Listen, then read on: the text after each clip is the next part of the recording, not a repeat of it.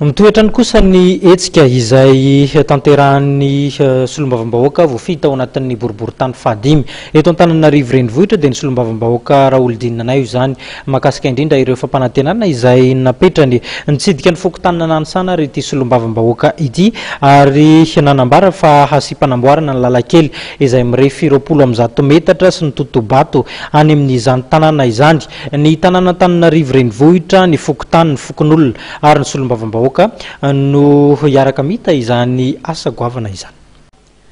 Ampolo taonany maro no tsy vita ny totobato sy ny lalakely eny amin'ny fokontany nanosana izay mampikaikaika ny fokon'olona amin'ny tsy fandriampahalemana misy ny atoerana.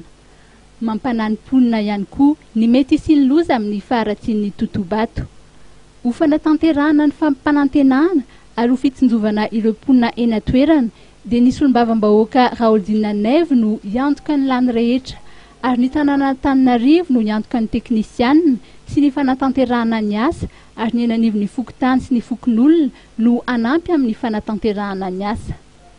Omaly maraina no nitsidika ny fokontany nanosana ny solombavambahoaka mivady sy ireo mpiara-miasa aminy ary nitalen'ny fikojakojana ny foro-drafitr'asa eny anivon'ny tanàna Antananarivo Andriamatoa Zo Andriatsilavo niaraka tamin'ny filoham-pokotany Razavindrambilona Sahalalatsina sy ny chef secteur ary ny tompon'andraikitra Isatsokajy ny teny atoerana. Nampanantena ny teo anivon'ny tanàna Antananarivo fa ho tanterahana tsy misy atakandro ny asa. Manome toko zay monsieur le député sy ny mpiara-miasa aminao rehetra arofokon'olona eo amin'ny miaraka amin'ny ramatofolo eto zany fa dia votombontsika io asa io ary misaotra anareo afanome fototra. Nanararoatra ny solombavambahoaka nilaza fa nisy ny fifanarahana tamin'ny orinasa tompon-tany mahery ny 6 hektara eny amin'ny faritra nanosana tany Espérance fa tsy hisy ny fanjerana trano ary oneran'ny orinasa ihany koa ny tambina sasaran'ireo manana tanimbary ka atao ara-taratasy ny fanatanterahana izany. Zany ao anatin'ny fampihavanam-pirenena zao nefa heverinay hoe tsara kokoa fampihavanam-pirenena etỳ anivon'ny ka manoloana ny disadiza rehetra tatia na eo amin'ny lalana ratsy zany zay tokony fanampiana ny anay tsy toa apetsony fa katike mihitsy dia atao le lalakely iny faharoa mikasika an'le tsena sisisa dia hoe zana zany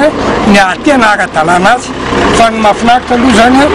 dia raha mikasika le olana ara-tany etsy nanosana ambany dia efa nisy marimakiraizana tamin'ny fokontany tamin'le tompon-tany le orinasa fa reo trano 100 mipetraka ambon'le tany dia omenan'le fokon'olona ary mbola endamin'izy ena zay eo amin'ny tanimbary akoatran'izay le mipetraka amin'le tamin'mpanjakana sasany moa zany dia efa milamina satria efa mifefeniny ny agriculture fa miandry famerenana azy fotsiny amin'ny akapobeany zany dia efa milamina moa zany etỳ anivon'ny fokontany dia mitseran'izay zay hoe aleo hijeran'ny amin'ny fampantrona. Mikasika ny tsena-pokotany nanosana izay nisy olana teo aloha dia nanamafy ny solombavambahoaka Raolodinina Neve fa tsy misy ny fandravana tsena fa atao kosa izay anatanterahana ny taratasy fahazoan-dalana ara-dalàna hatramin'ny farany eny amin'ny ambaratonga Isatsokajiny. Isy ny fionana amin'ny fikambanana Mahasay ka isy ny fiaraha-miasa fanatanterahana ny antota taratasy ary ametraka ihany koa ny fomba hiaraha-miasa amin'ny fitandrovana ny fahadiovana sy ny fandriampahalemana eny an-toerana.